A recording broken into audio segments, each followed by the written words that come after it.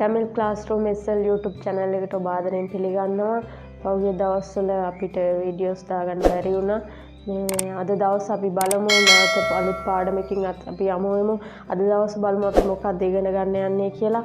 අද දවස් මම ඔයාලට කියලා දෙන්න යන්නේ දෙමළ භාෂාවේ පිල්ලම් භාවිතය. පළවෙනි පාඩමේ අපි ඉගෙන ගත්තා අක්ෂර ගැන. මේ පාඩමේ අපි ඉගෙන ගන්න යන්නේ දෙමළ භාෂාවේ පිල්ලම් භාවිතය කරන විදිය කොහොමද කියලා.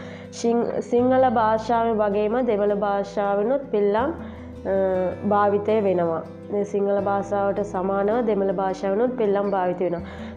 පිල්ලම් බොහෝ දුරට 8ක් 10ක් විතර තියෙනවා. මම කියලා දෙන්න යන්නේ අද පිල්ලම් මොකද්ද, ඒ කොහොමද, කොයි අකුරු වලින් භාවිත වෙන්නේ කියලා අපි බලන්න යනවා. අපි පළවෙනියට බලමු අල් කිරීම.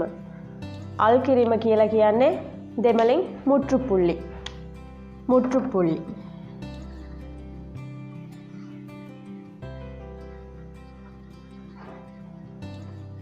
මුට්ටුපුල්ලි. මේ මුට්ටුපුල්ලි කියන එක නැත්නම් අල් කිරීම කියන එක හැමතිස්සෙම භාවිත වෙන්නේ අකුරට උඩින්. අකුරත් එක්ක ස්පර්ශ වෙන්න අකුරට උඩින් තමයි මේක භාවිතය. මම උදාහරණයට මම කියලා දෙන්නම්.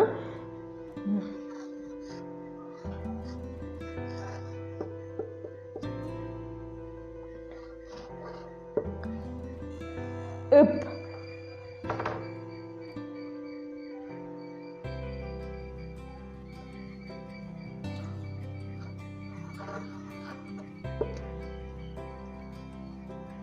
it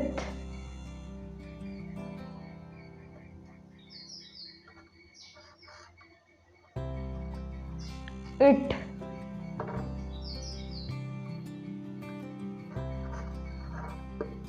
il දැන් මේකෙන් අපි වචන දෙක තුනක් බලමු.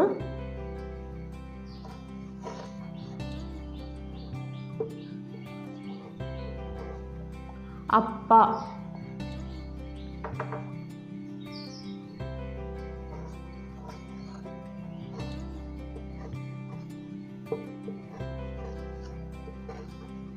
තාත්තා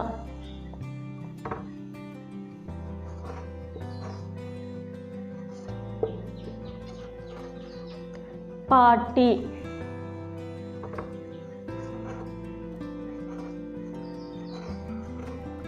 පාල්. හරි. මේක තමයි දෙමළ භාෂාවෙන් පළවෙනියටම තියෙන පිල්ලම් භාවිතය. ඒක ලේසියෙන් ඔයගොල්ලන්ට දැනගන්න පුළුවන්. අල් කිරීම. ඒක පළවෙනියට අපි ඉගෙන ගන්න එක. හරි. දෙවෙනියට අපි බලන්න යනවා ඇලපිල්ල.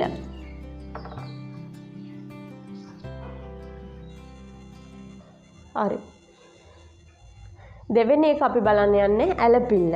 ඇලපිල්ල කියලා කියන්නේ සිංහල භාෂාවෙන් වගේම දෙමළ භාෂාවෙන් අකුරට පස්සේ තමයි එන්නේ.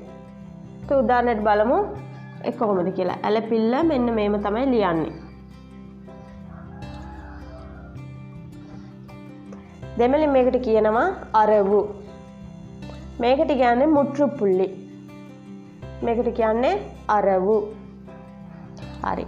මේකෙනුත් අපි අකුරු ටිකක් වචන ටිකක් බලමු.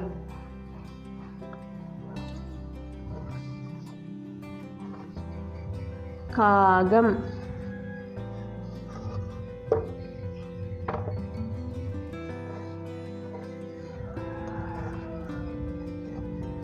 තායි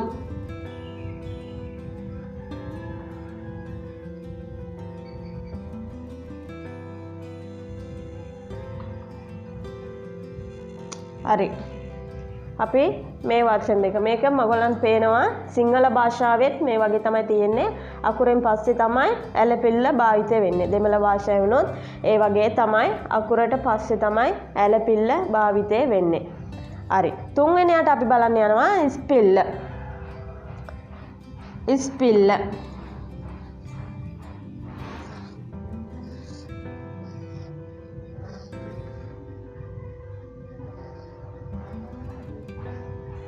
ස්පිල්ල.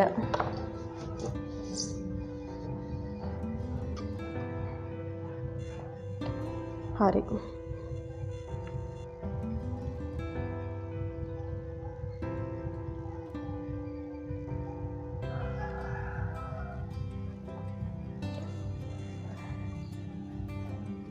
මේක ඇවිල්ලා මේකට දෙමළෙන් කියනවා විසිරි.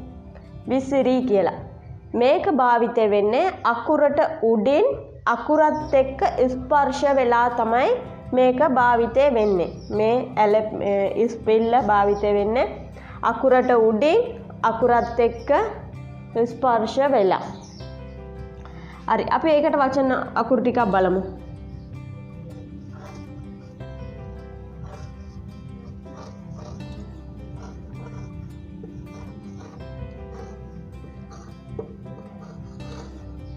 விளையாட்டு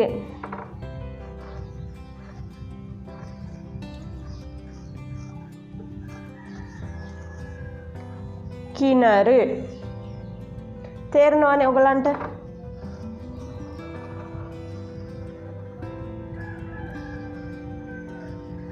මේක ඔයගලන්ට පේනවා ඇති අකුරත් එක්ක මේ ව කියන අකුරත් එක්ක ස්පර්ශ වෙලා තමයි එන්නේ මේ අකුර. හැම අකුරත් එක්කම ඔයගොල්ලෝ දකින්න පුළුවන් ඊට පස්සේ තියෙන කී කියන අකුරත් එක්ක ස්පර්ශ වෙලා තමයි ඇවිල්ලා තියෙන්නේ. හරි අපි තුන්වෙනියට බලන්න යනවා. හතරවෙනියට බලන්න යනවා. හතරවෙනියට අපි බලන්න යනවා දීර්ඝ ස්පිල්ල. දීර්ඝ ස්පිල්ල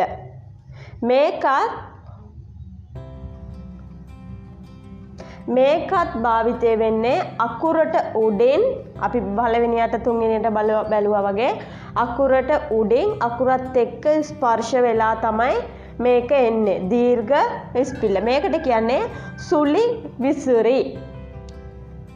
සුලි විසිරි.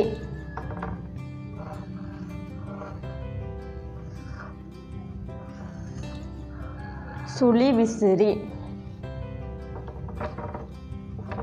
හරි මේකට අපි වචන ටිකක් බලමු.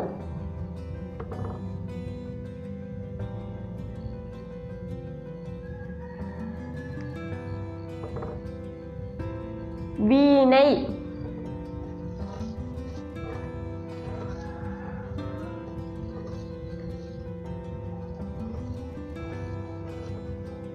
வீணை தீமை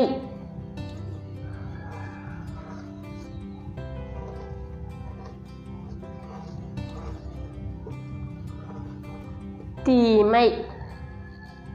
ඔන්න පේනවා ඇති මේකත් අපි තුන්වෙනියට බැලුවා වගේම අපේ ස්පිල්ල බැලුවා වගේම මේ දීර්ඝ ස්පිල්ලත් අකුරට උඩින් අකුරත් එක්ක ස්පර්ශ වෙලා තමයි එන්නේ.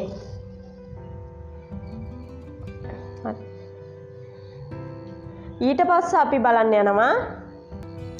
අපි බලමු මේ පාපිල්ල කියන ඒ පිල්ලම ඇවිල්ලා සිංහල භාෂාවේ වගේම දෙමළ භාෂාවේ අකුරට අනුව වෙනස් වෙනවා. මේකත් ඒ තියෙන අකුරත් එක්කම ස්පර්ශ වෙලා තමයි එන්නේ. අපි බලමු ඒ අකුරු කොහමද කියලා. අපි පළවෙනියට බලමු. මේක මේ යටට නිකන් ඉරක් තියෙන්නේ මොකද්ද කියලා. ඒක ඇවිල්ලා පූ. පූ කියන්නේ ප අකුරට ඒක භාවිතය වෙනවා. ප අකුරට ඒක භාවිතය වෙනවා. ඒ වගේ තවත් අකුරු දෙක තුනකට භාවිතය වෙනවා. ඊට පස්සේ අපිට බලන්න පුළුවන් මේක. නිකන් බෝට්ටුවක් වගේ තියෙන එක. ඒක ඇවිල්ලා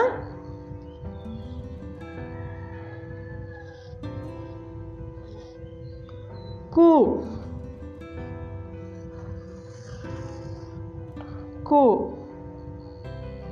ඊට පස්සේ මේක ඇවිල්ලා තු.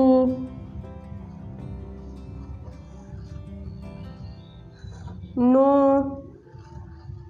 ඒ වගේ අකුරු වලට භාවිතය වෙනවා. හරිද? අපි මේකේ වචනයක් ලියලා බලමු.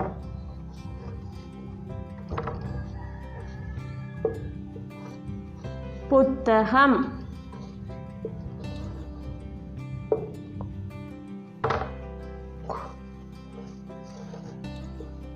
කුඩම් කුඩම් හරි මේ දෙක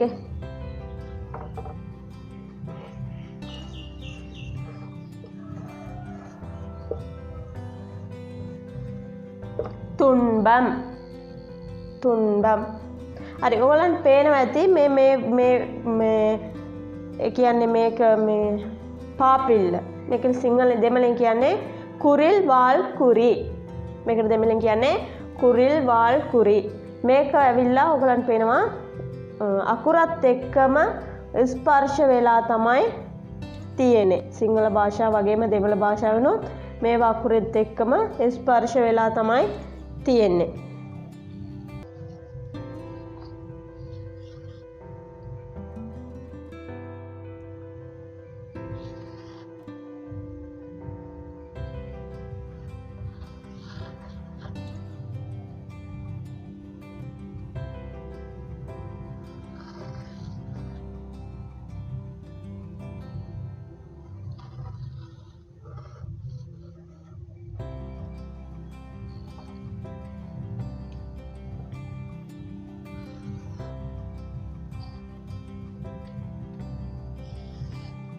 හරි මේක බැලු බැල්මට ඔයගලන්ට මේක කිසිම දෙයක් තේරෙන්නේ මේක අකුරත් එක්ක එද්දි තමයි හරිද ඔයගලන්ට මේක හිතා ගන්න පුළුවන් මේකට සිංහල දෙමළෙන් කියන්නේ නෙඩිල් වාල් කුරිල් නෙඩිල් වාල් කුරිල් කලින් එක අපි බැලුවේ කුරිල් වාල් කුරි මේක නෙඩිල් වාල් කුරි මේකත් අකුරත් එක්කම ස්පර්ශ වෙලා තමයි එන්නේ අපි මේකට වචන ටිකක් බලමු මොකක්ද කියලා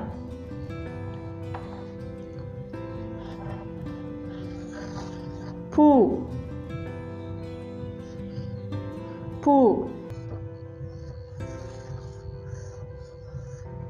නූලகம்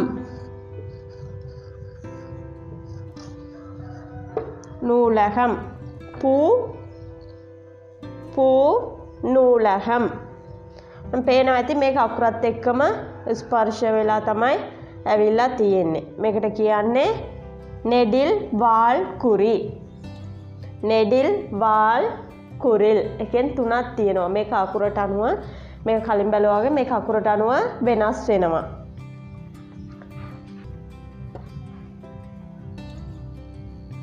හරි අත්වෙනියට අපිත් බලමු මේක ඇවිල්ලා ஒற்றை கொம்பு ඔයාලා දැකලා ඇති මේක දෙමළ පොත්වල මේ ඔற்றை කොම්බු මේක ඇවිල්ලා භාවිතය වෙන්නේ අකුරත් එක්ක ස්පර්ශ වෙලා නෙවෙයි සිංහල භාෂාව වගේම අකුරටි ටිකක් ඈතින් තමයි කියන්නේ අකුරත් එක්ක තමයි එන්නේ අකුරෙන් පස්සේ තමයි අකුරට ඉස්සරහා තමයි මේවා එන්නේ හරිද මේක ඇවිල්ලා මේකට අපි කියන්නේ ඔට්ටයි කොම්බු කියලා. අපි බලමු එකෙන් අකුරු ටික.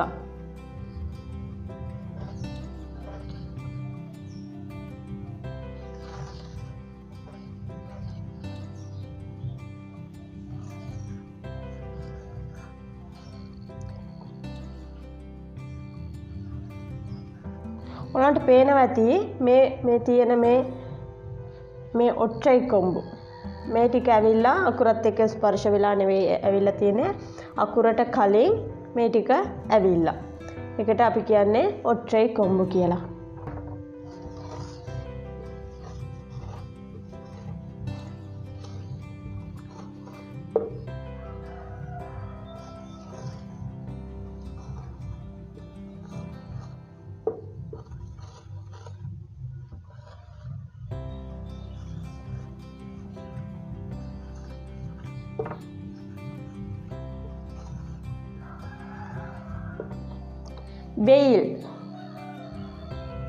වෙයිල් මෙන්මයි පෙන්සිල් ඔක්කොම අකුරෙන් පස්සේ තමයි ඇවිල්ලා තියෙන්නේ අකුරත් එක්ක ස්පර්ශ වෙලා නැහැ ඊට පස්සේ අපි බලමු ඉරට්ටයි කොම්බු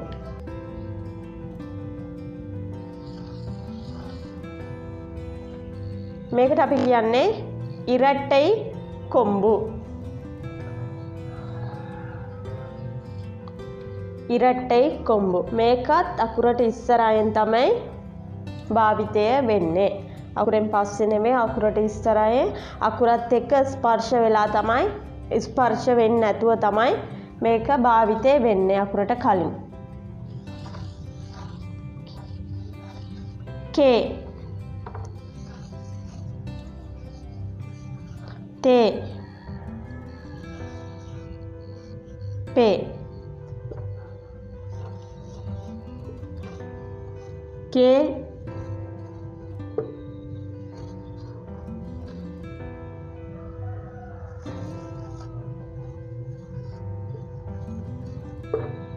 හරි. කේල්වි කේල්වි කේල්වි තේන් තේන් මේක අපි කියන්නේ ඉරට්ටයි කොම්බු.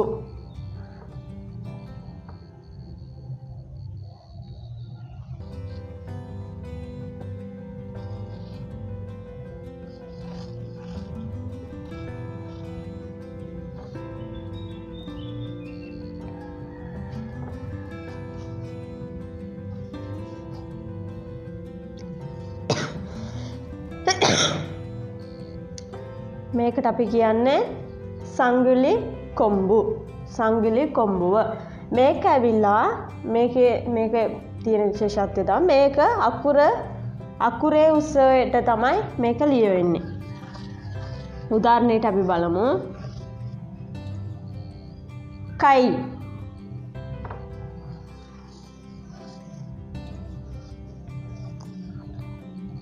තයි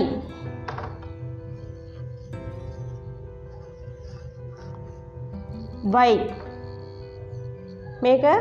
මේක අකුරත් එක්කම අකුරේ උසයට තමයි මේක තියෙන. අකුරයි මේකයි මේ සංගුලි කොම්බු කියන එකයි එකම උසට තමයි එන්නේ. හරි. මේකේ වචන දෙකක් බලමු.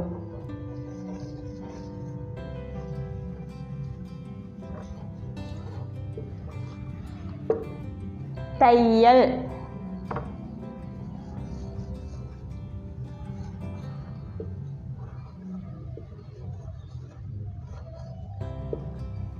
වයහම්. හරි. ඊට පස්සේ අපි දාවෙනියට බලන්න යන්නේ. ගයනු කිත්ත. ගයනු කිත්ත. ඒක ඇවිල්ලා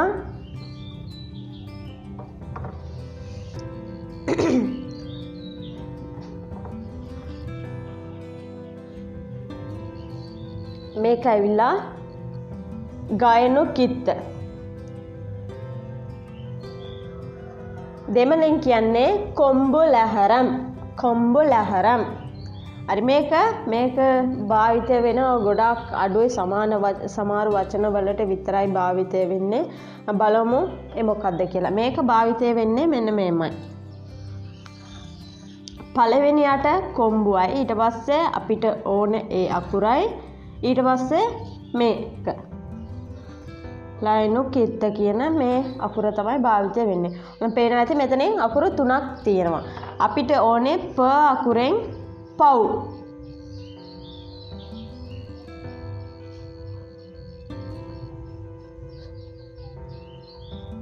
හරි. ඊට පස්සේ කව්. කව්. ඊට පස්සේ සව්. සව්. අපි බලමු මේකට වචන 3ක්.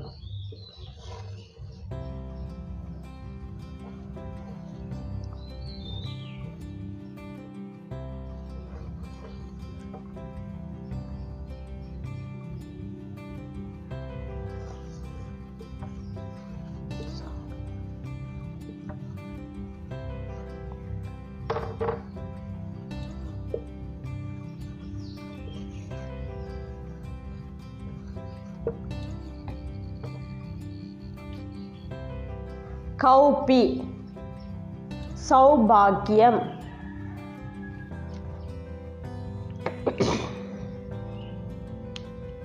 මං විශ්වාස කරන අද දවස මං කලින් පාඩමේ කරා ඔයාලාට දෙමළ භාෂාවේ තියෙන අක්ෂර ගැන.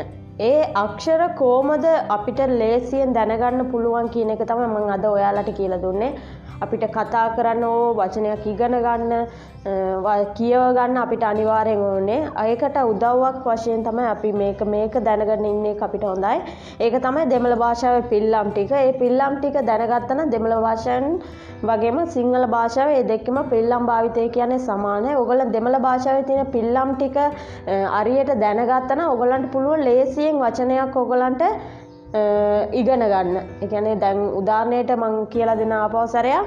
දැන් ඔයගලන්ට දන්නවා ඇලපිල්ල කියන්නේ අකුරෙන් පස්සේ තමයි එන්නේ. ඔයගොල්ලෝ දෙමළ භාෂාවෙන් ඇලපිල්ල කියන දේ දැනගත්තා නම් ඔයගලන්ට පුළුවන් සිංහල භාෂාව ඔයගොල්ලෝ දන්න නිසා දෙමළ භාෂාවෙන් ඇලපිල්ල කියන දේ දැනගත්තා නම් ඔයගලන්ට පුළුවන් මේ අකුර තා අකුර තමයි. මේ අකුර පා අකුර තමයි කියලා ලේසියෙන් ඔයගලන්ට දැනගන්න පුළුවන්.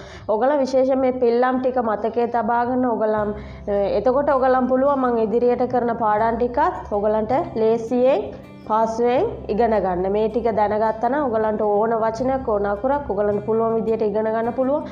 ඔයගලන්ට රචනාවක් වුණත් තනියෙන්ම ලියා ගන්න පුළුවන් මේ පිල්ලම් භාවිතය කියන එක ඔයගලන් හොඳට දැනගත්තා. නැවත තව වීඩියෝකින් අපි යමු වෙනවා. සුබ දවසක් යාළුවනේ ඔය සෑම දිනාටම.